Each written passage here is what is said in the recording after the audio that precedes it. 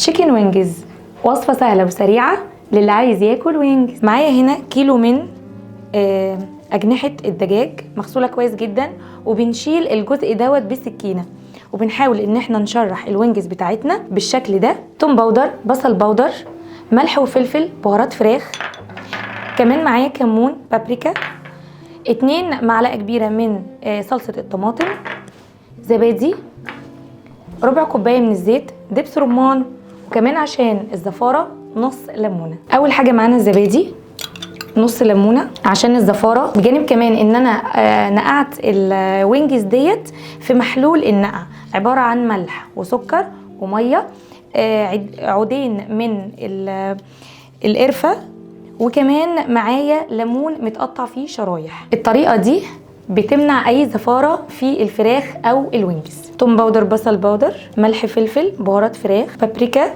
كمون مش كتير عشان ما يمررش، كمان معايا معجون الطماطم، ربع كوبايه من الزيت، واخر مكون معايا رئيسي دبس الرمان. بنضربهم كويس قوي مع بعض عشان الزبادي ما يكونش فيه اي تكتلات في الخلطه بتاعتي. هنا بيجي دور البطل بتاعنا الوينجز، بنحطه في الخلطه دي بالشكل ده، وبنحاول ان احنا نحط الخلطه بتاعتنا في الوينجز كله.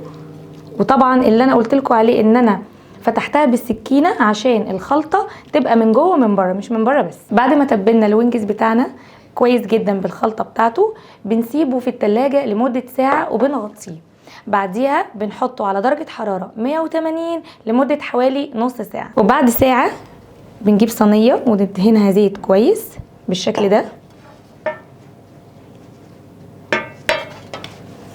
وبنجيب الوينجز بتاعنا نرصه.